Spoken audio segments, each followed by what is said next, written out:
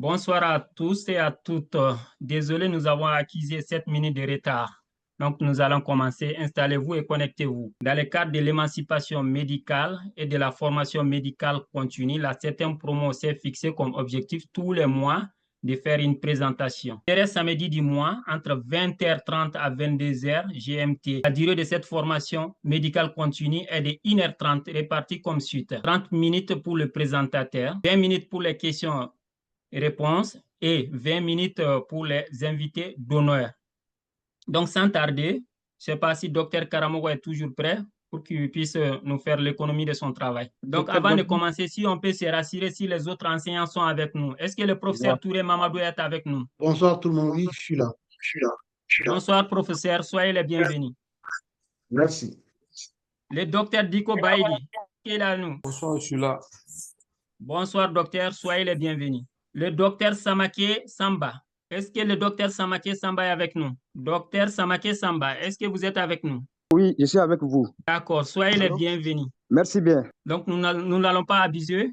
Je pense qu'on va commencer tout de suite. La docteur Karamoko, vous avez 30 minutes pour nous faire l'économie de votre travail. Merci, docteur Gandhi, de m'avoir donné la parole. Merci. Avant de commencer cette présentation, je tiens à remercier le professeur Touré d'avoir honoré sa présence pour nous accompagner durant cette présentation. Et on ne peut pas parler en fait du thème au Mali sans faire intervenir. Je remercie le docteur Diko Bahaïdé d'avoir honoré sa présence également, le docteur Samake Samba. Et c'était un honneur pour moi de faire cette présentation du réseau médical de la 7e promotion du numérique scolaire.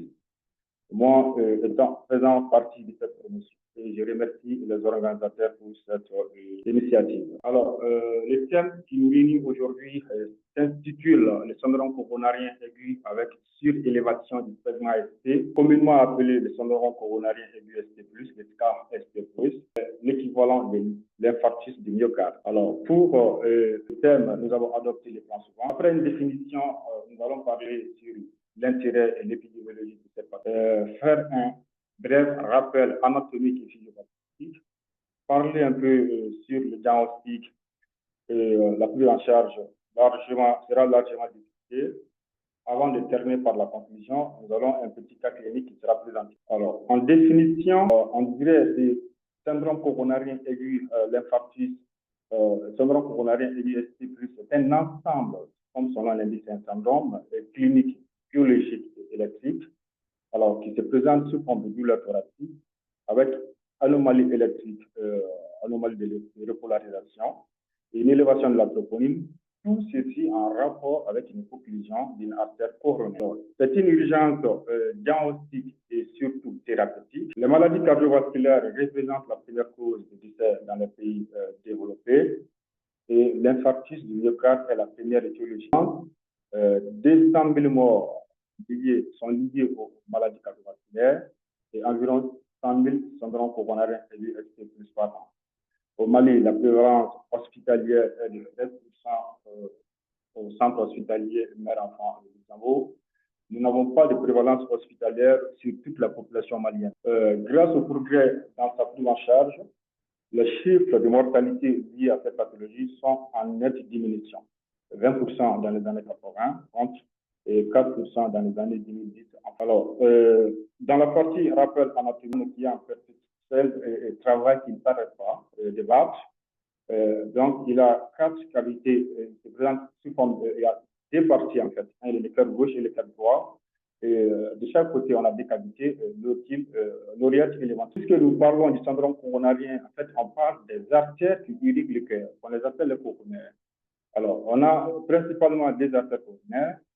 Alors, l'artère coronaire droite qui prend naissance au niveau du sinus de Valsalva juste après les valves aortiques qu'on voit ici. Donc, ça donne un tronc commun et ce tronc commun va se diviser en l'artère interventriculaire antérieure et en l'artère coronaire droite prend sa naissance au niveau du sinus de Valsalva droite au niveau aortique et cette artère droite, coronaire droite, pardon, à 2 segments, 3 segments. Alors, sur ce schéma, nous avons en fait l'artère coronaire, le réseau coronaire gauche avec le tronc commun, Et comme je l'ai dit, le tronc commun va se diviser en l'artère ventriculaire antérieure, interventriculaire antérieure, pardon, et en l'artère circonflexe.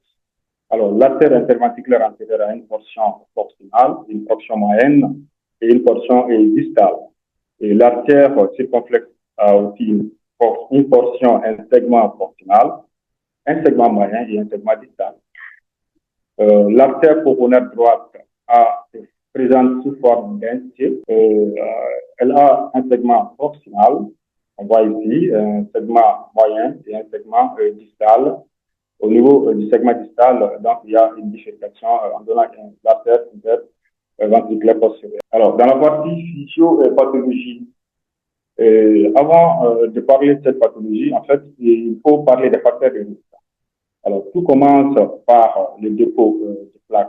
Et ce dépôt de plaques, pardon, est secondaire à une élévation du taux du cholestérol dans le temps, à savoir le LDL cholestérol.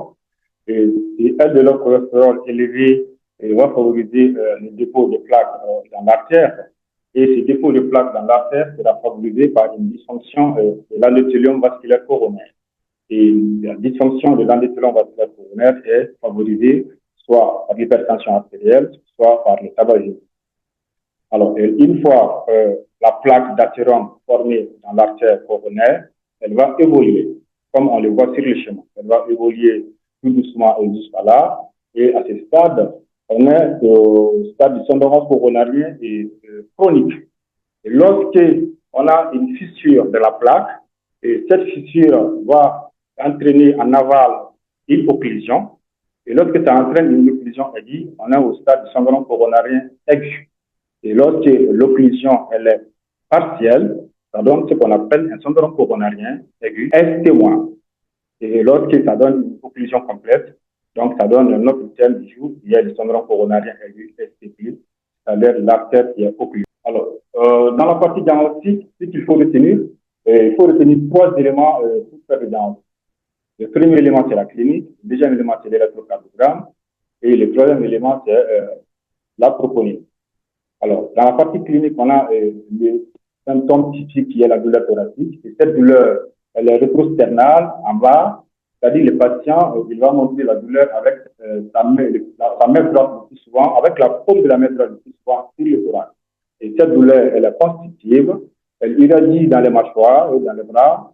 Elle peut durer, elle dure plus de 20 minutes et survient naturellement, habituellement au retour. Donc, cette douleur, elle est résistante à la trinitrie. Il peut y avoir des douleurs atypiques qui peuvent se présenter sous forme de douleur épigastrique, soit une simple douleur rétrosternale qui peut stimuler une urgence abdominale ou un ulcère gastrique.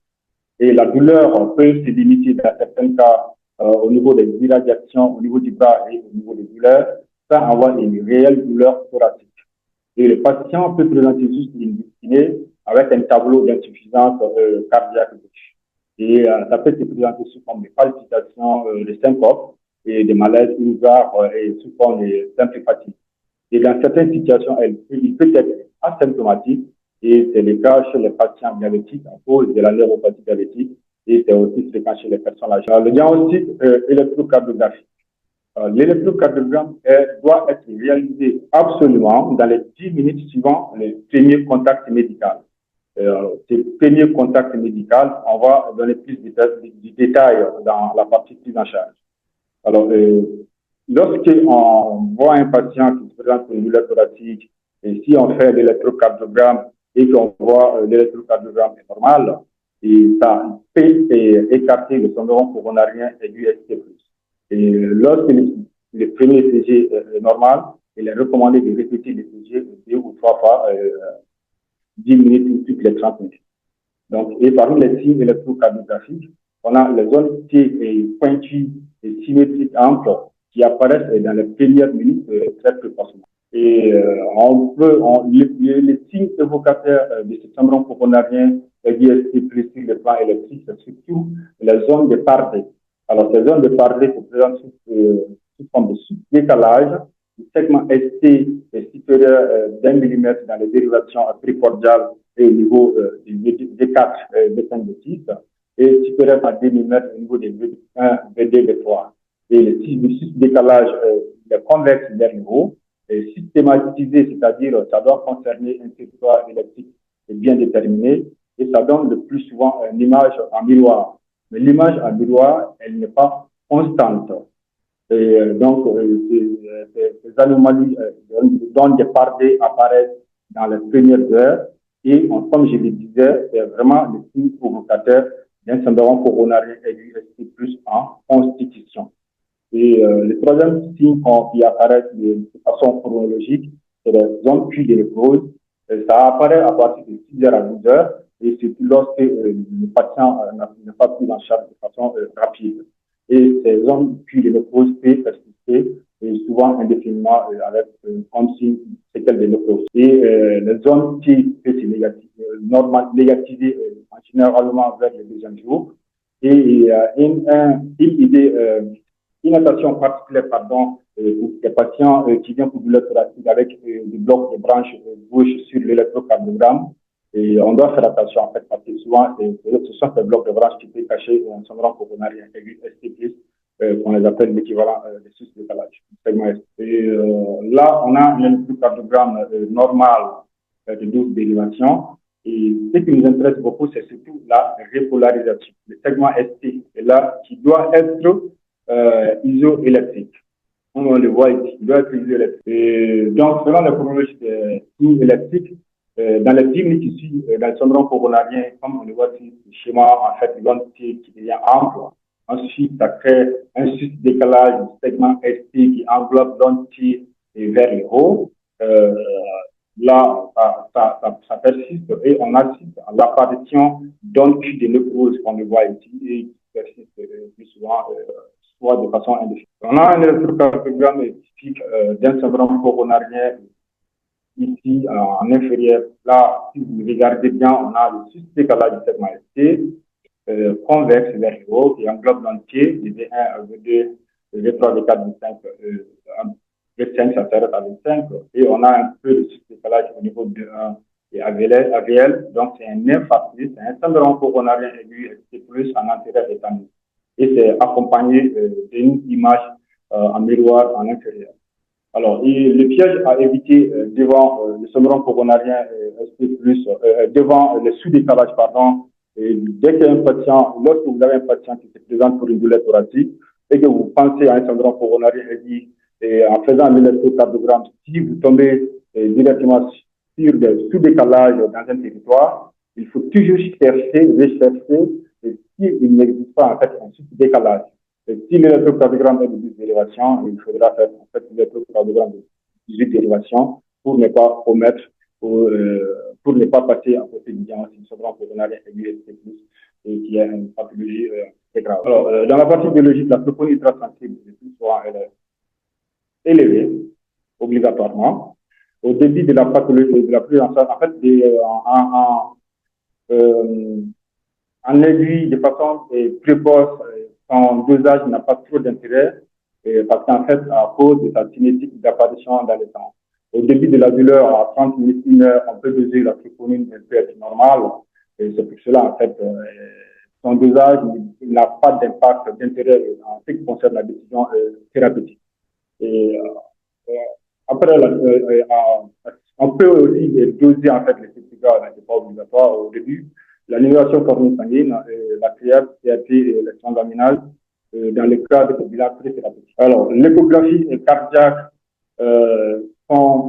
sa réalisation n'est pas urgente, n'est pas une urgence dans la prise en charge du syndrome coronarien. Et lorsqu'on a un syndrome coronarien aigu ST+, certains sans complications, il n'y a pas d'intérêt à aller faire une échographie.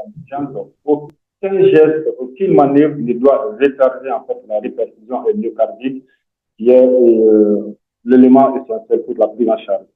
Et lorsque on a un syndrome coronarien aigu ST+ compliqué, là, l'échographie a sa place en ce moment avant d'aller faire la coronarographie. Et ces complications, ça peut être un choc cardiogénique, un OAP, ou l'apparition d'un souffle cardiaque. Et lorsqu'on a un doute diagnostique, il faut faire l'échographie cardiaque en fait, pour éliminer le diagnostic. L'échographie devient aussi l'élément pour éliminer en fait un diagnostic, c'est-à-dire une péricardite ou une myocarditis. Voilà. Dans tous les cas, il faut réaliser l'échocardiographie transthoracique dans les 24 heures, le plus souvent après avoir réalisé la coronarie. L'intérêt de cette échographie, c'est de visualiser l'importance de l'infarctus du myocarde en se basant sur les anomalies de la cinétique myocardique. Ces anomalies de la cinétique myocardique, ça peut se présenter sous forme de zones d'akinésie ou d'hypokinésie bien systématisées. Et cette échographie permet également d'évaluer la fonction sexuelle du ventricule gauche et ça permet également de rechercher des complications, à savoir l'épanchement péricardique, l'insuffisance mitrale par rupture du septum interventriculaire, la communication interventriculaire, par rupture septum interventriculaire, l'insuffisance mitrale lorsque ça a été en fait intégré le dos antérieur, le plus souvent par l'artère interventriculaire antérieure. Et on peut, ça permet aussi de rechercher le thrombus apical et un anévrisme de l'entrée. Les diagnostics différentiels. En fait, principalement, on a trois diagnostics différentiels principaux. Le premier, c'est le syndrome de Takotsubo. Alors, ce syndrome de Takotsubo est aussi appelé la cardiopathie de stress ou le syndrome du cœur brisé. En fait, il se caractérise par une décharge de catécholamine au niveau du cœur et au niveau apical. Et dans un contexte de stress intense, et ce stress, ça peut être une grosse difficulté, un contexte de deuil ou dans un contexte de distancement ou une rupture amoureuse. Et le terrain, c'est très fréquent chez les femmes ménopausées et rare chez l'homme. Le tableau clinique peut être le même comme dans les cas de syndrome coronarien et plus. Et il peut y avoir des anomalies électrophysiologiques qui peuvent cibler en fait un syndrome coronarien syndrome coronarien aigu ST plus vrai, mais en fait la coronarographie elle est normale. En fait, on appelle ce syndrome, c'est un syndrome coronarien aigu ST plus, mais à coronaire sain. Et l'échographie peut être évocatrice, mais le diagnostic se pose en faisant une IRM cardiaque. Parmi les diagnostics différentiels, on a le stade coronaire qui est très fréquent chez les personnes tabagiques et lié aussi à certains médicaments. Et la myocardite, donc la myocardite, ça peut avoir le même tableau comme le syndrome coronarien aigu plus, mais c'est toujours accompagné de la fièvre et du contexte de force grippale et surtout la présence d'un syndrome inflammatoire biologique très important. Dans le diagnostic étiologique, le diagnostic principal, l'étiologie principale, c'est l'athérome coronaire. En fait, c'est l'étiologie de la quasi-totalité du syndrome coronarien aigu, que ce soit ST+, ou ST-, en un mot, le syndrome coronarien en un mot. D'autres étiologies qu'on peut avoir, en fait, l'embolie coronaire sur une cardiopathie emboligène, la thrombose sainte, la dissection coronaire et l'inflammation des coronaries. Alors, l'évolution est complication. En fait, en absence de la revascularisation rapide, le syndrome coronarien peut se compliquer par une mort subite, le trouble du rythme ventriculaire, à savoir la fibrillation ventriculaire et la tachycardie ventriculaire. On peut aussi avoir des troubles de conduction et lorsque surtout, s'il s'agit surtout d'un syndrome coronarien qui intéresse le ventricule droit, et parmi ces troubles de la conduction, on a le bloc auriculo-ventriculaire et le bloc sino-auriculaire. Et on peut avoir des complications mécaniques, à savoir le choc cardiogénique et la communication interventriculaire, le mot péricarde par rupture de la paroi libre du ventricule gauche avec du sang qui va en fait dans le péricarde et le plus souvent c'est l'évolution fatale. Et on peut avoir un édème aigu du poumon, une insuffisance cardiaque forte, une insuffisance mitrale, une insuffisance cardiaque chronique avec une étymologie réduite et surtout lorsque la prise en charge n'est pas été réalisée dans les délais. Parmi les complications, on a l'anévrisme du ventricule gauche et dans cet anévrisme, le plus souvent, on peut avoir le fait que l'anévrisme en fait intéresse la paroi ventriculaire qui ne se contracte pas. Et lorsque la paroi ventriculaire ne se contracte pas, en fait, ça peut favoriser la stase sanguine. Et cette stase sanguine peut favoriser la formation de caillots. Et ce caillot peut migrer dans la circulation systémique et pour aller créer les accidents vasculaires cholestérol et les accidents glycémiques. Et on a aussi des complications liées à la coronarographie, à l'angioplastie. Et parmi ces complications, on a la thrombose simple, la résténose intrasimple et la dissection coronaire. La dissection coronaire qui vient pendant la procédure de la coronaire. Alors, la prise en charge, alors en fait, l'élément clé, c'est une partie très importante dans cette réflexion. Et le but de la prise en charge, le but principal de la prise en charge consiste à révasculariser les artères oculaires malades coupables le plus rapidement possible. Et sinon, en fait, les risques, c'est surtout l'apparition d'un trouble du rythme ventriculaire et la mort subite en ce moment. Plus la prise en charge est retardée, plus la nécrose myocardique sera étendue, plus le pronostic sera réservé pour les patients. Alors, la prise en charge initiale, plus souvent, elle est assurée par l'équipe de santé, ça concerne la chance. Et on n'a pas le système de famille chez nous. Et on peut aussi faire cette prise en charge initiale en fait aux urgences. Et voici en fait le premier contact médical à se définir par le premier contact entre le patient et un intervenant. Et cet intervenant est peut-être un médecin ou un infirmier. Et cet intervenant a l'obligation, de réaliser un électrocardiogramme et d'interpréter en moins de 10 minutes et poser le diagnostic du syndrome coronarien.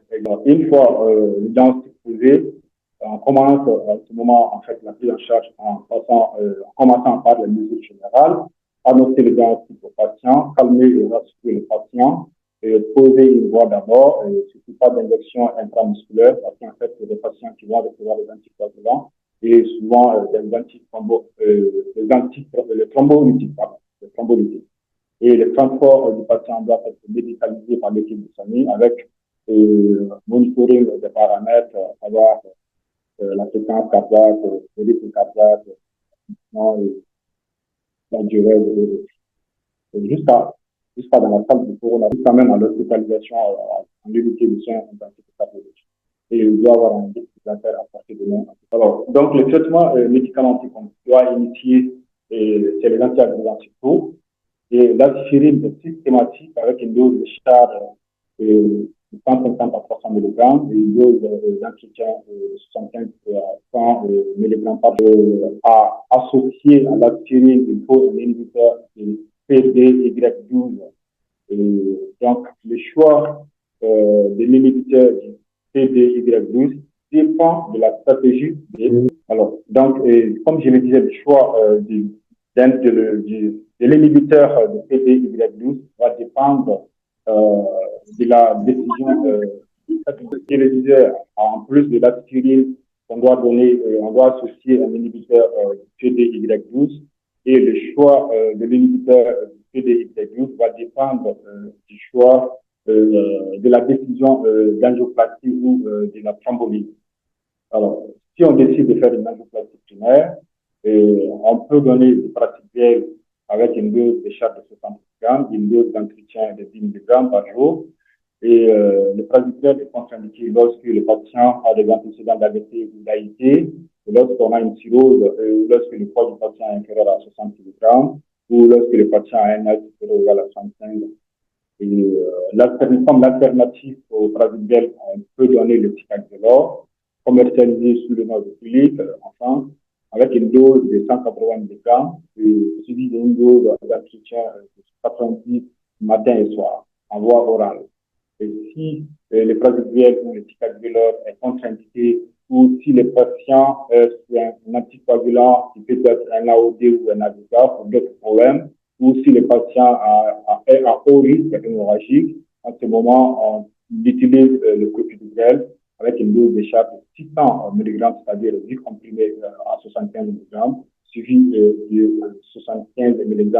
Lorsqu'on décide de faire une thrombolyse, le seul anti-PDY12 qu'on peut utiliser, c'est le clopidogrel. Alors, les prasugrel et le ticagrelor sont contre-indiqués. Et en ce moment, le ticagrelor aura comme dose de charge de 300 mg contrairement dans l'autre possibilité, c'est 600 mg, avec ce qui correspond à 4 comprimés à 75 mg, suivi d'une dose d'entretien de 75 mg. Alors, on doit aussi faire un traitement anticoagulant qui est systématique. Et aussi, les doses, en fait, ou la posologie des traitements anticoagulants dépend aussi de la stratégie choisie. S'il s'agit d'une angioplastie primaire, l'héparine non fractionnée doit être est privilégiée en première intention. C'est-à-dire l'héparine sodique avec une dose de 70 unités kilo en bolus sanguin. Comme alternative, on peut utiliser l'héparine de base moléculaire à dose négative. Exemple, enoxaparine qui est utilisé chez nous, principalement en France, avec une dose initiale de 0,5 mg kilo en IV et puis 1 mg kilo toutes les 12 heures en suffisance. Alors, lorsqu'on décide de faire une thrombolyse, la dose de l'HNF, c'est-à-dire l'héparine sodique, est un peu 60 mg, 60 unités kilo en bolus, pardon, en DVD. Et cette dose de charge initiale ne doit pas dépasser 4000 unités. Et donc, c'est là suivi en fait d'une dose au post-terrain électrique de 12 unités kilo avec un TCA cible à 10. Alors, comme alternative, on peut utiliser l'héparine de base moléculaire à dose négative. Et la dose, à ce moment-là, va dépendre de l'âge du patient. Et si notre patient est âgé à un âge inférieur à 75 ans, de notre appareil, en ce moment, on aura comme dose 30 mg en bolus, suivi d'1 mg kilo toutes les 12 heures en subcutané. Et si le patient a un âge supérieur à 75 ans, l'enoxaparine aura sa dose réduite à 0,75 mg kilo. Autre médicament qu'on peut utiliser, c'est les antalgiques, surtout la morphine. En si besoin, lorsque la douleur l'IVA est supérieure à fort, avec qui doit être titré, les anxiolytiques peuvent être utilisés lorsqu'on a le patient est très anxieux. Alors, la réperfusion myocardique. La réperfusion myocardique, en fait, tout ce qu'on fait dans la prise en charge, en fait, l'élément essentiel, c'est d'établir en fait la circulation au niveau coronaire. Alors, cette réperfusion myocardique doit se faire en urgence et on a deux possibilités. Voilà. Donc, on a la méthode mécanique qui est la coronarographie avec une angioplastie et on a la méthode médicamenteuse, c'est-à-dire la fibrinolyse, la thrombolyse. Alors, la coronarographie avec une angioplastie primaire doit être choisie en première intention. Elle est très efficace. Elle permet de faire le diagnostic précis de l'état coronaire et ça consiste à dilater l'artère occlusive coupable du syndrome coronarien aigu avec mise en place d'un stent, le plus souvent c'est stent actif comme de dernière génération. Et cette coronarographie, l'angioplastie, pardon, elle doit être réalisée dans les 12 heures après le début de la douleur. Et son inconvénient, en fait, ça nécessite un centre spécialisé en cardiologie internationale, c'est-à-dire la coronarographie. Lorsque la coronarographie n'est pas possible ou n'est pas disponible, donc l'alternative, c'est faire la fibrinolyse, c'est-à-dire la thrombolyse, en utilisant le thrombolytique. Et l'avantage de la thrombolyse, c'est la disponibilité plus par rapport à la coronarographie. Donc, elle est indiquée si l'accès au centre de coronarographie est supérieur à 120 minutes. Son efficacité est inconstante et son inconvénient, c'est surtout le risque d'hémorragie très élevé. Et cette thrombolyse doit être toujours complétée par la réalisation d'une coronarographie avec une angioplastie dans les 24 heures. Comme les médicaments thrombolytiques, c'est pas antithrombolytique, c'est mauvais. Comme médicaments thrombolytiques utilisés, on a altiplase et tinéteplase avec les protocoles bien codifiés utilisés en France. Et donc, toujours associer ces thrombolytiques ou la thrombolyse à l'aspirine et au clopidogrel plus les anticoagulants qui peut être l'HMF ou l'héparine ou des papamoles. Ce tableau résume un peu les contre-indications de la thrombolyse. Lorsqu'on pense à la thrombolyse, il faut aussi toujours regarder en fait les contre-indications.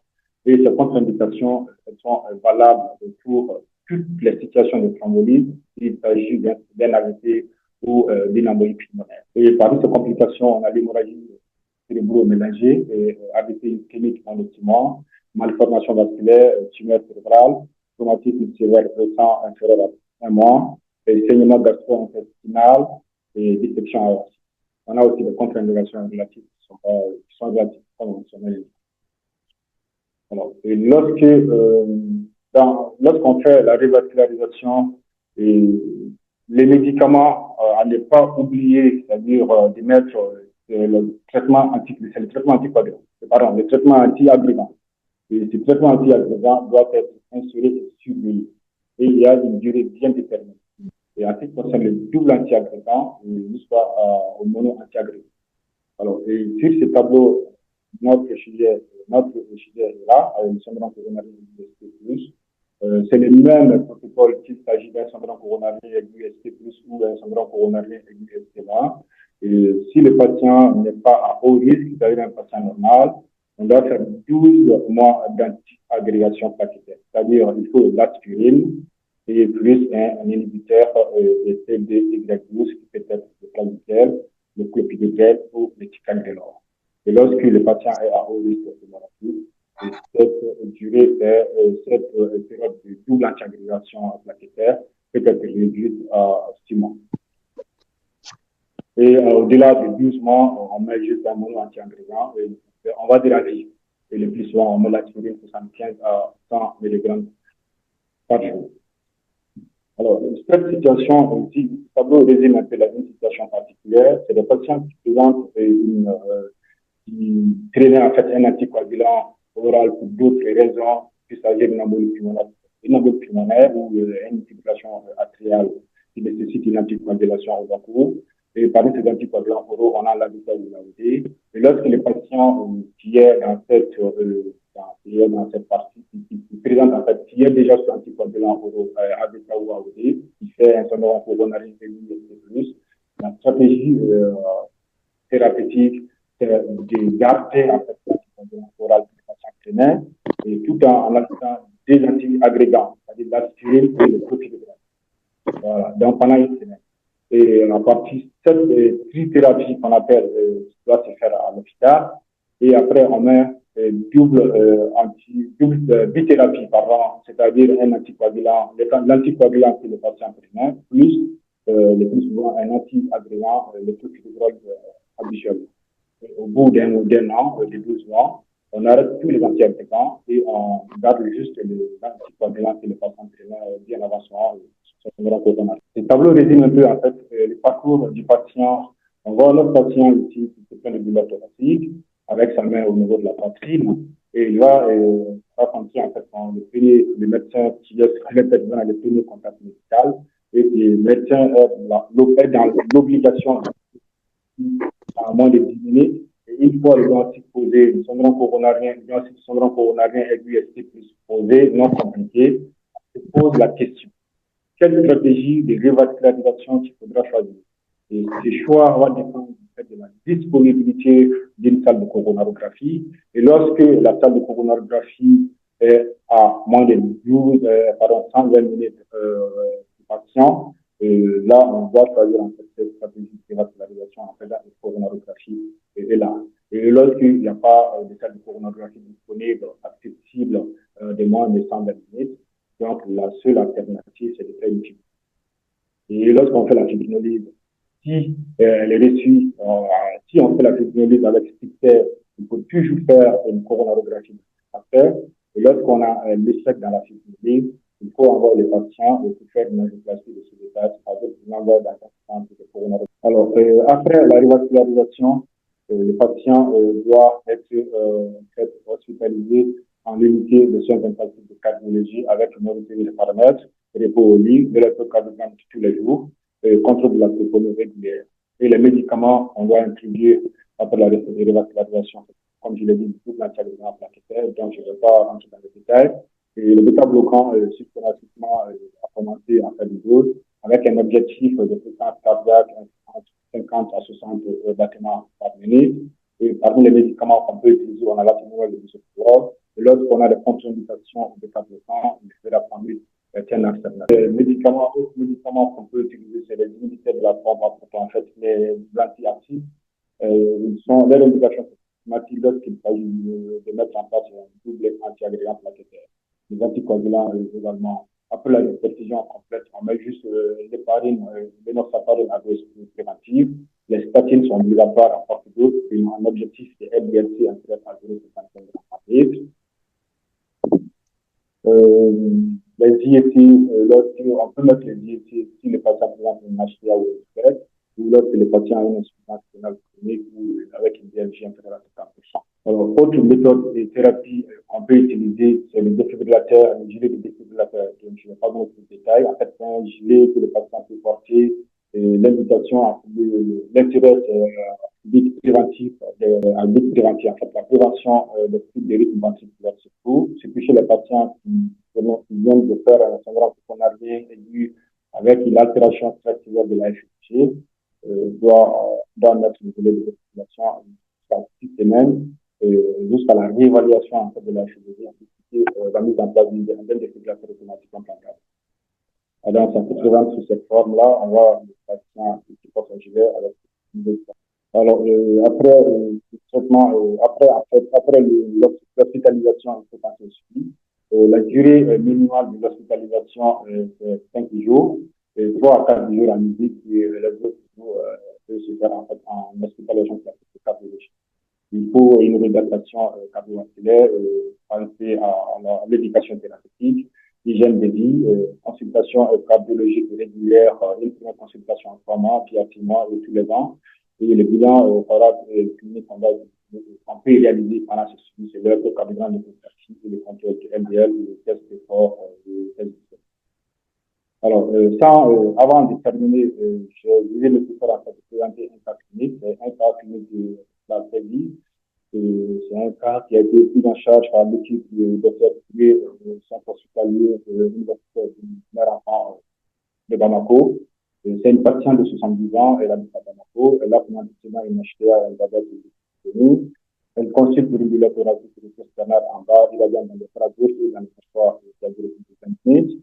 Elle a fait un arrêt cardiaque sur une calculation qui a été récupérée et gérée par l'équipe de Toué avant la réalisation de la coronarographie.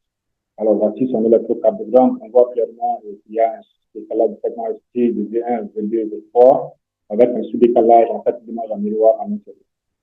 Donc, on a un autre syndrome coronarien aigu, ST plus en intérieur. Alors, la biologie, on a une élévation de la protéine, 660 picogrammes par litre, une petite anémie, une petite anémie à distance, et une petite insuffisance rénale légère avec un DLG à 60. Et l'échographie cardiaque est réalisée avec une efficacité à 42% avec une efficacité. Alors, la coronarographie qui a été réalisée à H7 du début de la douleur thoracique retrouve une occlusion épiculaire moyenne qui a été traitée. Alors, je ne sais pas si c'est lisible. On a une première image coronarographie. Et sur cette image, on voit clairement en fait l'occlusion sur cette partie au niveau de l'UVA moyenne. Sur cette diapositive, sur cette diapositive, on voit l'implantation au niveau de la lésion là. Et là, donc on voit le flux a été rétabli, il n'y a plus de sténose. Et le patient est sauvé. Alors, donc, l'électrocardiogramme est réalisé après la coronarographie et l'électrocardiogramme avant. Là, on voit les décalages de V1, V2, V3. Et ici, on voit clairement que ça a disparu. Il n'y a plus de décalage. Donc, pour terminer, en fait, je dirais quelques mots de conclusion. Le syndrome coronarien aigu est plus une maladie grave. C'est une urgence diagnostique et thérapeutique. Et toute douleur thoracique aiguë chez l'adulte est un syndrome coronarien aigu jusqu'à preuve du contraire. Et tout médecin, qu'il soit cardiologue ou non, doit pouvoir poser les diagnostics et sa prise en charge demeure difficile dans les pays en développement. Donc, à cause de l'insuffisance ou le manque de centres spécialisés en cardiologie interventionnelle et le coût de la prise en charge est très élevé. Alors, comme j'ai utilisé ce document, c'est le document pour pouvoir préparer cette présentation. Je vous remercie. Merci, Dr Karamoko Kane. Nous tenons à vous remercier pour vos explications passionnantes et votre démonstration sur la question d'une des causes des douleurs thoraciques. Il s'agit là d'un syndrome coronarien. Vraiment, on n'est pas surpris. On voit que l'équipe est costaud aujourd'hui. On est accompagné par le professeur Touré Mamadou, qui est le maître de conférence agrégé en cardiologie à la faculté de médecine d'odontostomatologie, spécialiste en cardiologie interventionnelle au niveau du centre hospitalier universitaire de Luxembourg.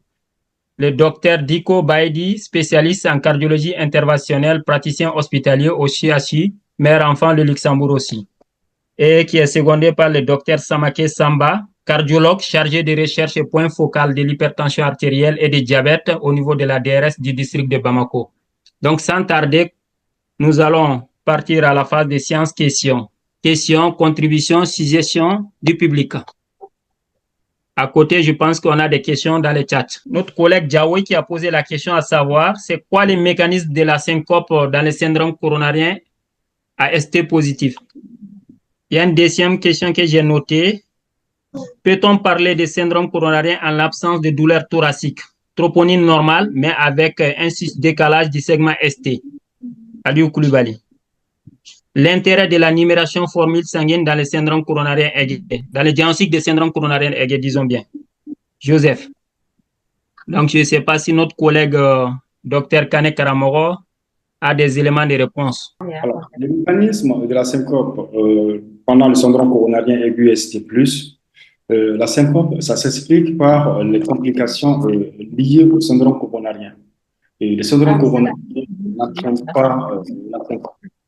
Le plus souvent, c'est la syncope liée en fait aux complications. Et ces complications, et parmi ces complications, on a les troubles du rythme cardiaque, c'est-à-dire une tachycardie ventriculaire, une fibrillation ventriculaire, le trouble du rythme qui peut être un bloc auriculo-ventriculaire ou un bloc sino-auriculaire ou des complications thromboemboliques, un AVC ou un AIT. Voilà. D'accord. Satisfait ou remboursé? Je pense qu'on est satisfait. Allez à la deuxième question. Bon, la deuxième question, la personne pose la question à savoir est-ce que peut-on faire un syndrome coronarien aigu ST+, avec une troponine normale, mais un sus-décalage du segment ST? Oui, c'est possible en fait. Et si on dose la troponine en fait en très précocement, cette troponine peut être négative. Mais cela ne veut pas dire que le patient ne fait pas le syndrome coronarien aigu ST+. Oh, merci. La troisième question. En ce qui concerne la numération de formule sanguine, son intérêt, en fait, ça ne pose pas le diagnostic. J'ai juste mis la numération formule sanguine dans le cadre des bilans pré-thérapeutiques. Par exemple, si on fait une formule sanguine et qu'on tombe sur l'anémie, on peut être embêté. Est-ce qu'il faudra thromboliser un patient qui a une anémie avec un taux d'hémoglobine à 6 ou à 7?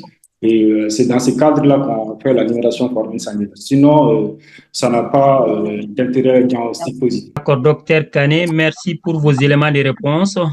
Du fait des contraintes de temps, je pense que nous allons ici par nos invités d'honneur. Donc, on a les intervenants. Allô, vous m'entendez? Oui, au moins une main levée. D'accord, donc, ok, oui, c'est bon, on va donner la parole à quelqu'un. Je vois docteur Diakité.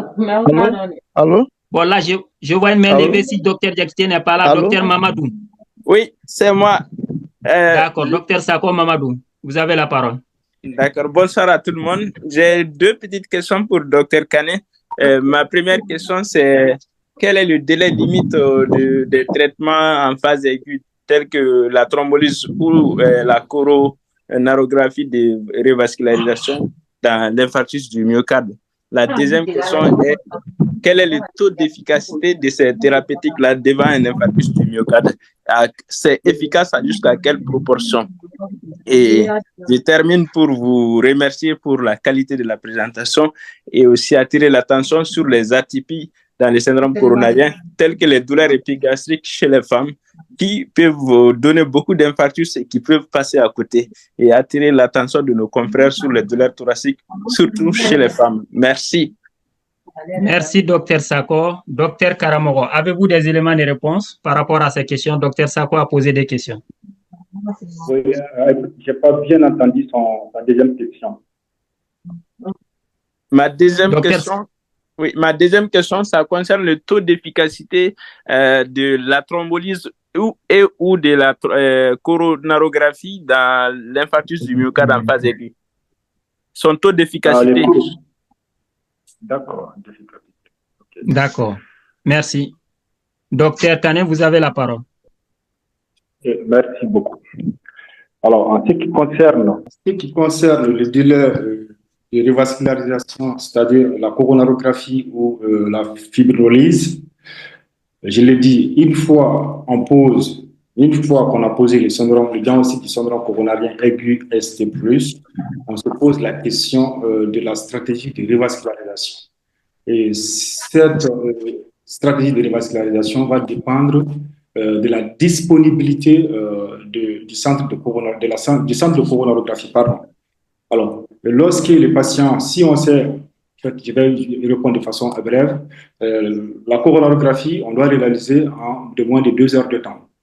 Voilà, de moins de 2 heures de temps lorsqu'on pose les diagnostics. Et la coronarographie doit être réalisée dans les 12 heures après le début de la douleur thoracique. C'est-à-dire un patient qui a fait sa douleur thoracique, par exemple, je vais dire à 16 heures, et il faut, à midi, pardon, il faut tout faire pour faire sa coronarographie avec angioplastie primaire avant minuit. Alors, ça, c'est une première réponse. La deuxième réponse, c'est que lorsque tu as le patient qui fait un syndrome coronarien face à toi, tu te poses la question, est-ce qu'il faut faire une coronarographie? Et lorsque tu décides de faire la coronarographie, elle doit être réalisée dans les 2 heures qui suivent.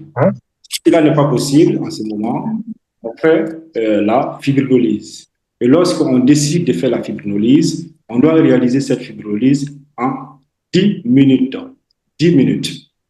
Voilà. Moins de quart d'heure. Alors, ça c'est la première question.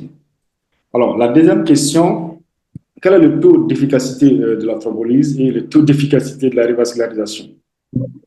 Quand vous dites le taux, et dans le document, on sait la fibrinolyse, en fait, ça ne rétablit pas la circulation sanguine de façon complète. Ça réouvre l'artère oculaire dans 50 à 60%. Ça, c'est la fibrinolyse. La coronarographie avec angioplastie et l'efficacité, c'est 90%. Voilà. Merci, docteur Kane, pour vos éléments de réponse. D'accord, nous revenons un peu sur la petite remarque de docteur Sakor. Et moi, quel est le conseil que vous-même vous donnez à ces épigastralgies qui tombent tout le temps en cardiologie et qui reviennent en retard? D'accord, donc sans tarder, nous allons donner la parole à docteur Samake Samba, qui est cardiologue, chargé de recherche et point focal de l'hypertension artérielle et diabète à la direction régionale de santé du district de Bamako. Docteur Samba, vous êtes avec nous? Oui, je suis avec vous. Voilà, votre contribution, s'il vous plaît. Ok. Merci bien à tout le monde. Mon grand frère, professeur Touré, donc je le félicite pour son titre de professeur. Il a eu il n'y a pas longtemps. Donc, je lui souhaite une bonne carrière donc universitaire, et je pense que c'est le référent pour le moment de la cardiologie interventionnelle au Mali. Donc, sans plus tarder, je remercie le docteur Kane donc pour sa brillante présentation. Donc, le syndrome coronarien ST+ ou infarctus du myocarde, donc comme il a si bien dit, c'est une urgence, et c'est une urgence diagnostique et thérapeutique. Donc, pour cela, il y a une codification, donc tout est bien codifié. Donc maintenant, par rapport à la prise en charge de cette pathologie, donc urgente, et vraiment, cette pathologie, on peut dire que c'est la course contre la montre. Et on dit aussi que les muscles cardiaques, donc le temps, c'est le muscle cardiaque. Donc plus le temps passe, donc moins la chance de récupérer le muscle cardiaque devient mince. Donc, je ne vais pas monopoliser la parole. Je dis quand même par rapport au cas clinique que je viens de voir, j'ai pas vu, je sais pas si les facteurs de risque, si en dehors de l'âge, si est-ce que les patients étaient tabagiques, les autres facteurs de risque cardiovasculaire, est-ce qu'il y en avait? Donc, je ne sais pas trop, je n'ai pas vu ça. Et puis, par rapport aussi au suivi, donc l'échographie cardiaque, parce que j'ai vu que la feuille de départ était réduite. Maintenant, je ne sais pas après l'angioplastie, donc quelle a été la suite sur le plan échocardiographique. Sinon, l'ECG quand même, bon, je sais qu'il y a eu l'ECG qui a été montré après l'angioplastie, donc il y avait un retour à l'ordre donc normal des choses. Donc, je n'ai pas vu une image échocardiographique. Donc, moi, mon inquiétude au Mali, souvent, il y a un problème de répondants. Donc, par exemple, si on envoie nos malades souvent au Luxembourg pour prise en charge, donc souvent, on n'a pas de retour. Donc, moi, à chaque fois que j'ai l'occasion, j'ai dit ça donc, au cardiologue interventionnel. Donc, nous n'avons pas de retour, en fait. Bon, souvent, c'est nous-mêmes qui nous appelons, essayer de voir comment a été la suite. Bon, le professeur Touré, quand même, il fait ce qu'il peut faire. Bon, mais bon, il faut quand même, il faut qu'on appelle pour avoir un retour. Alors que, bon, normalement, les patients, souvent, peut-être, ils peuvent avoir un certain itinéraire, je ne sais pas trop, parce que même il y a un patient que j'avais eu un jour, donc, un infarctus du myocarde à l'ECG. Donc, bon, sans image même en miroir, sans image de miroir. Donc, maintenant, j'avais appelé au point G, parce qu'on m'avait dit que, bon, il faut d'abord adresser les patients au point G. Donc, après, d'abord Luxembourg. Mais après, finalement, j'ai pu avoir le professeur Touré lui-même. Donc, il m'a dit d'adresser les patients immédiatement au Luxembourg. Donc, je l'ai adressé, j'ai envoyé les patients là-bas avec les parents. Mais malheureusement aussi, il y a eu un délai, donc trop long avant même. Je n'ai pas eu de suite par rapport à ça parce que on m'a dit finalement que les parents n'étaient, il y a eu au niveau de Luxembourg en cardio, donc les parents de ces malades-là connaissaient les cardiologues, le professeur Samba Sidibé. C'est bon, il faut dire tout pour que, parce que dans le cas du myocarde au Mali, pour que ça puisse, les choses puissent bien. Ah, ok, d'accord, il y avait un problème de réseau. Oui, Bon, je pense. voilà, je disais que bon, quand j'ai eu un cas que j'ai envoyé au Luxembourg, donc il y a eu un retard de prise en charge, de concertation. Il n'y a pas de concertation en tant que tel, il n'y a pas de rétro-information. Donc moi, quand même, je me plains par rapport à ça. Parce que c'est un truc qui est nouveau au Mali. Donc, nous, quand envoyons les malades, donc on doit avoir un retour. Souvent, il y a un effort, mais je pense qu'on doit fournir encore davantage plus d'efforts. Sinon, quand même, l'infarctus du myocarde, on sait que tout est bien calé maintenant. Bon. Mais le Mali, c'est un problème de prise en charge. Même à Bamako, j'ai vu une question passer, ceux qui sont à l'intérieur. Bon, ça va être compliqué. Voilà, donc je m'arrête D'accord, un je peu là. pense que le docteur Samba, nous avons compris un peu votre doléance. C'est vrai. Donc, les contraintes au Mali, nous allons en parler avec le professeur Touré. Merci, merci, merci. Donc, nous passons la parole à docteur Diko Baïdi. Docteur Diko Baïdi, vous êtes avec nous? D'accord. Est-ce que le docteur Diko est avec nous? Oui, allô, bonsoir, vous m'entendez? Ah, bien sûr, oui. Oui, bonsoir, merci pour l'invitation. Vos contributions. Oui, je remercie Dr Canet pour sa brillante présentation. Ce que j'ai ajouté, ce que Dr Samba a dit, c'est vrai. S'il y a un problème de prise en charge, Dr Samba, c'est par rapport au coût, parce que c'est pas gratuit. L'État ne prend pas en charge. Si on amène, on dit au patient le prix, il dit qu'ils vont réfléchir et après on les voit pas. Ça, c'est de un. De deux, tous les patients qui viennent au Luxembourg, qui font une coronarographie, une angioplastie, on les donne deux comptes rendus. La première sera donnée au patient et le deuxième compte rendu, ça sera donné au médecin avec son nom là-dessus. Donc ça, je voulais répondre sur ça avec Dr Samba. Et il y avait des questions sur le chat. Si le professeur me le permet, je peux les répondre. Je vois Diakité a demandé quelle est la différence entre un SCA ST+ et un SCA ST-. La différence, Dr Kane l'a montré par rapport à la physiopathologie. La physiopathologie, on a vu que c'est l'obstruction totale de l'artère qui entraîne un SCA ST+, dû à la fragilité des plaques d'athérome. Alors que dans le SCA ST-, c'est pas une occlusion totale, c'est partiel. Et c'est dans ça qu'on voit que la troponine est élevée et la douleur n'est pas aussi typique que ça. C'est ça la différence. C'est l'obstruction totale qui donne le SCA ST+, et l'obstruction partielle qui donne le SCA ST-. Il a demandé en cas d'accident hémorragique, quelle stratégie thérapeutique est mieux indiquée? C'est l'angioplastie. Parce que s'il y a un accident hémorragique, si tu fais la thrombolyse, tu augmentes l'accident hémorragique. Donc ça, c'est la deuxième question. Je sais pas, il y avait d'autres questions par rapport à l'ECG. J'ai pas bien compris, c'est Emmanuel qui a dit, ou c'est Joseph, j'ai pas bien compris. C'est Joseph.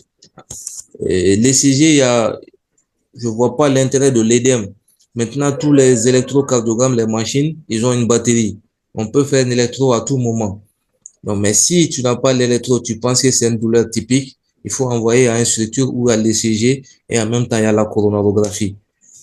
Bon, je sais pas s'il y a d'autres questions que j'ai zappées. Je pense que j'ai tout répondu.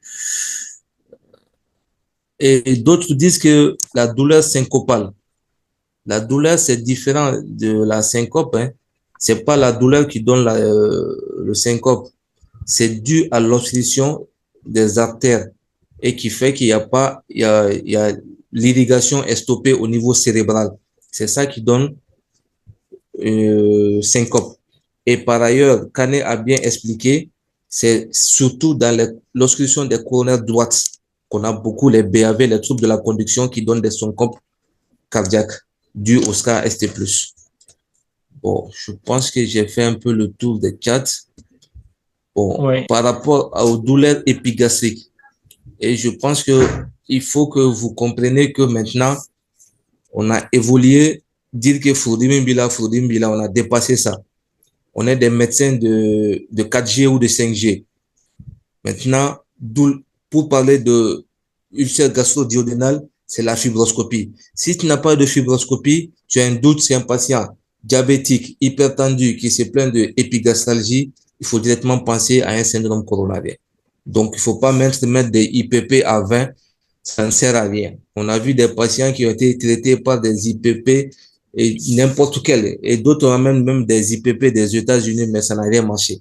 Donc, il faut penser patient âgé, tabagique, diabétique, hypertendu, il faut penser à un syndrome coronarien aigu ou soit un syndrome coronarien chronique. Donc, c'est ça que j'avais ajouté et je ne sais pas s'il y a d'autres questions. Je vous remercie. Merci, Dr Diko, pour ces éclaircissements. Je pense mieux que ça, les obstacles, c'est pas que le coût, hein. Le Mali n'a pas encore développé les préhospitaliers, donc on aura tout le temps des problèmes tant qu'on n'a pas les préhospitaliers pour gérer les coronariens. Merci en tout cas pour ces brillantes explications. Donc, quand on parle de syndrome coronarien, moi, je n'ai qu'un seul numéro au Mali, hein. J'appelle le professeur Touré pour faire la coro. Il me demande de ne même pas l'appeler professeur. Donc, professeur, est-ce que vous êtes avec nous? Gambi, bonsoir. Bonsoir. Soyez les bienvenus Gambi, et on attend impatiemment vos contributions sur le groupe. Vous avez la parole. Je préfère le nom Dr Touré Mamadou. Et félicitations aussi. Merci beaucoup, c'est gentil. Avant tout propos, je tiens d'abord à remercier l'ensemble des médecins de la 7e promotion du numericlosis et particulièrement à Dr Kane qui m'a associé à cet enseignement post-universitaire et qui rentre dans le cadre du développement médical continu. Il a dit le syndrome coronarien aigu est un sujet d'actualité. Que ce soit au Mali, que ce soit... Je n'arrive pas à mettre la caméra parce que ça me demande... Attends, je revois. Je pense après le docteur Touré Soya peut nous partager un peu les images. Il a les photos. Comme au début, on était pris par le temps. Merci. Ça vient. OK. Donc, je disais que je remercie l'ensemble de la promotion, de la 7e promotion du numericlosis et particulièrement Dr Karamoko, qui m'a associé à cet enseignement post-universitaire et qui rentre dans le cadre du développement médical continu. Et également, je disais que le syndrome coronarien aigu est un sujet d'actualité, non seulement pour les pays en voie de développement, mais également dans les pays développés. Il a dit dans son introduction que c'est une urgence médicale, diagnostique et thérapeutique. Et au Mali et dans l'ensemble de la sous-région ouest africaine, sont dans les pays en voie de développement, nous assistons aujourd'hui à une transition épidémiologique. Dans les maladies infectieuses laissent place aux maladies non transmissibles. Et ces maladies non transmissibles sont caractérisées par l'émergence des facteurs de risque cardiovasculaires, à savoir l'hypertension artérielle, les diabètes, la dyslipidémie, le tabagisme, la sédentarité. Et ces facteurs de risque d'athérosclérose sont corrélés à la survenue des syndromes coronariens aigus.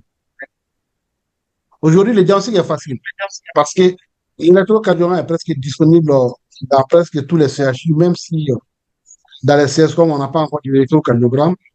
Et je pense que ce problème doit être réglé également. Et la prise en charge aussi est disponible au pays, même si le coût est élevé, reste élevé. Maintenant, ce qui est important, il y a beaucoup de questions qui ont été posées. Il y a douleurs thoraciques ou équivalent de douleurs thoraciques. Le plus important, c'est de réaliser un électrocardiogramme. Il y a une question qui a été posée, est-ce qu'on peut avoir un suivi d'égalage sans élévation de la troponine et sans douleur thoracique? Chaque fois que nous avons un électrocardiogramme ou un suivi d'égalage du segment ST, il faut chercher l'image en miroir. Qu'il y a une troponine ou pas. ECG avec suivi d'égalage du segment ST et image en miroir égale à syndrome coronarien aigu. Donc, le mal doit être administré dans un service où la prise en charge peut être rapidement réalisée, soit par la thrombolyse, comme l'a dit Karamoko, soit par angioplastie pulmonaire. Dame, il a dit, la problématique de la prise en charge au Mali, c'est les retards diagnostiques. Les retards de référence, même ceux qui sont diagnostiqués, il n'y a pas de soins hospitaliers, même si Gambie fait de son mieux pour nous transporter le plus souvent les malades, mais il n'y a pas de SAMI disponible au Mali pour le moment. Les médicaments coûtent cher. L'angioplastie coûte cher parce que la coro au Mali, c'est 500 000 francs. Une angioplastie, c'est 2 millions. Donc, un malade qui arrive à 2 heures du matin, s'il doit débourser 2 millions, ce n'est pas évident. Et la raison pour laquelle nous sommes en train de démarcher les autorités pour qu'il y ait au moins une subvention par rapport à cette prise en charge. En gros, c'est ça les caractéristiques du syndrome coronarien au Mali. Maintenant, nous sommes ouverts à d'autres questions. Toutes les questions qui sont posées, les gens peuvent poser des questions, on va les répondre au fur et à mesure. Et on va les donner 10 minutes pour répondre à ces questions, les inquiétudes des uns et des autres. D'accord. OK. Question et réaction du public. Je vois qu'il y a Dr Mama Diakité qui avait posé une question. Docteur Mama avec nous? Docteur Tembeli. Est-ce que le docteur Tembeli est là?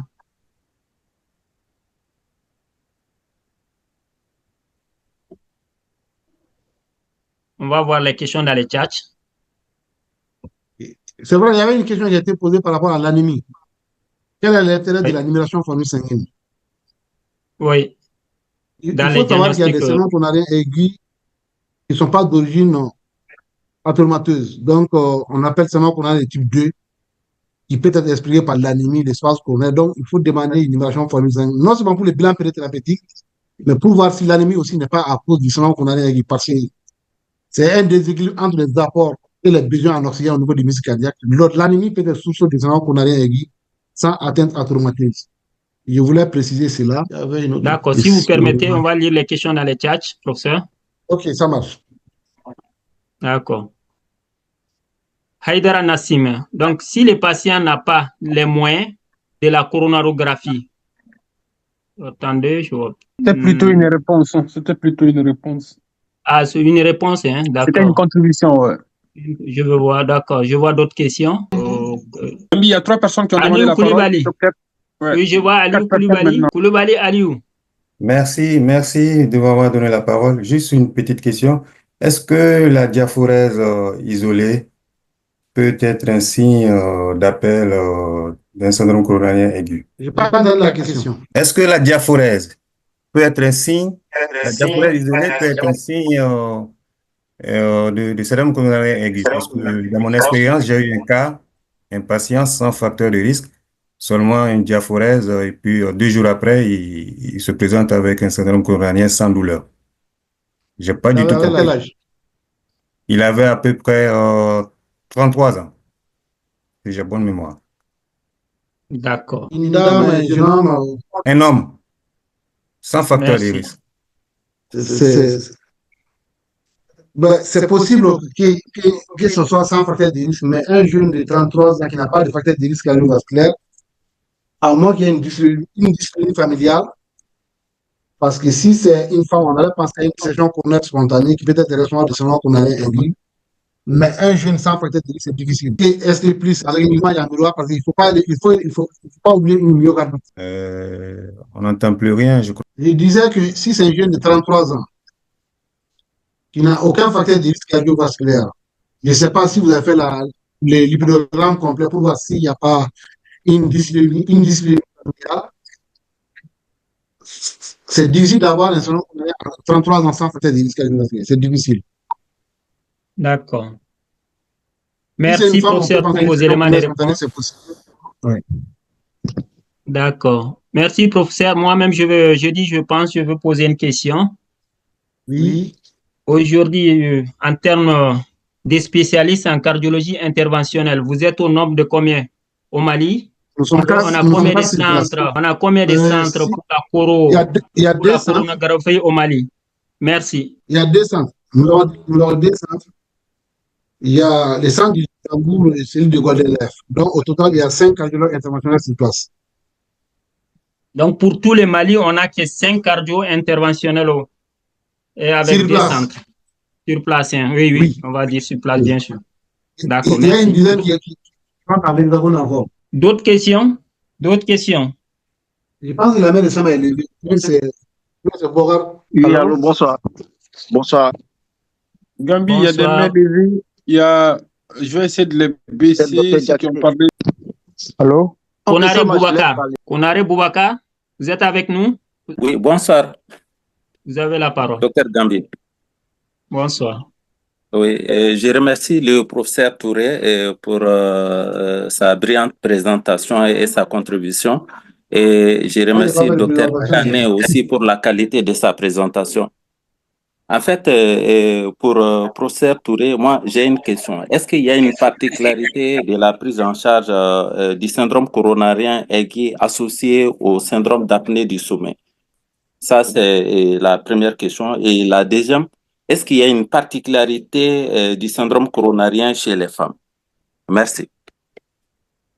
Merci, cher collègue, pour la question.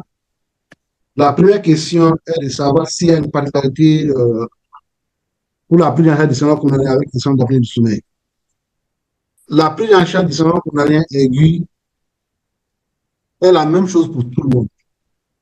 Mais en cas de syndrome d'apnée du sommeil, si c'est un syndrome d'apnée obstructive du sommeil, il y a des traitements particuliers pour cela, à savoir la pression positive continue. La machine, nous avons des collègues sur place actuellement qui font les diagnostics du syndrome d'apnée du sommeil avec la polygraphie ou la polysomnographie et qui proposent l'orthose mandibulaire ou la machine, mais les machines du demandent le plus souvent à Abidjan ou en France. Voilà. Même si on traite des syndromes coronarien aigu, il faut corriger le syndrome d'apnée du sommeil, soit par la machine à CPAP ou par l'orthose mandibulaire. La deuxième question, la particularité chez la femme. Nous l'avons dit, le plus souvent, les femmes sont négligées. Ils viennent pour des douleurs atypiques, ou des dyspnées. Mais quand on a des électrocardiogrammes, on trouve les suites de segmentés. La prise en charge doit être pareille que chez l'homme. Deuxième particularité, c'est la dissection coronaire spontanée, donc qui est due le plus souvent à une dysplasie fibromusculaire au niveau des artères coronaires, donc qui peut être une sous-dédivision aortique. Troisième particularité, c'est le syndrome de Takotsubo, comme il a dit, qui est un diagnostic différentiel. Ça mime comme le syndrome coronarien avec les suites de image en miroir, mais avec des artères coronaires saines. Donc ça, c'est les différentes particularités du syndrome coronarien aigu chez la femme. Ok, merci professeur pour vos éléments de réponse. Je pense qu'on Je vous en prie. s'approche à terme de cette présentation. Il est déjà 22 heures, donc professeur, nous attendons vos conseils et vos mots de conclusion. Merci, cher Dr Gandhi. Tout ce qu'on peut dire, c'est que devant toute douleur thoracique, qu'elle soit épigastrique, qu'elle soit abdominale, qu'elle soit thoracique, ou équivalent, dyspnée du foie, bloc pneu. Allô, professeur, excusez-moi. Oui. Allô, professeur, je pense que là, vous utilisez un peu vos téléphones et l'ordinateur. Il y a une interaction là, on a du mal à vous suivre. Ah ben, et pourtant, c'est l'ordinateur cinéma. Absolument, oui, il y a une interaction malheureusement. D'accord. Allez-y, vous avez la parole. On peut continuer. Donc, je disais, devant toute douleur thoracique, ou douleur abdominale, ou douleur épigastrique, il faut réaliser un électrocardiogramme. Et quand l'électrocardiogramme est réalisé, s'il y a un surdégât du segment ST, si la personne est à Bamako, on peut prévoir une angioplastie pulmonaire. Mais si la personne est à Sigasso, à Ségou, à Morki, il faut prévoir la thrombolyse, même si c'est avec la streptokinase. C'est un élément important. Donc, c'est ce que nous pouvons dire. Il ne faut pas négliger toute la douleur thoracique. Voilà, le plus important, c'est ça. En tout cas, je pense que enfin, le mot de remerciement à l'endroit de tous les participants pour le temps nous ont consacré pour cet enseignement post-universitaire. Merci à tous et à toutes. D'accord. Merci, professeur. Une fois de plus, moi et la 7e promo, je me joins à la commission scientifique pour vous remercier. Allah le Tout-Puissant vous accompagne pour le travail de tous les jours que vous menez. Nous sommes témoins de ça. Merci et merci à votre équipe.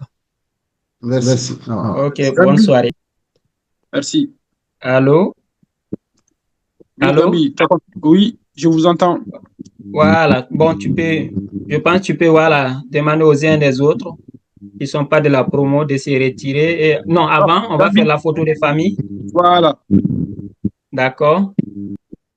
Ah, sinon, on n'est pas dans la photo de famille. La prochaine fois, là, on ne va pas participer. OK, bonne soirée. Activez, on va faire la photo.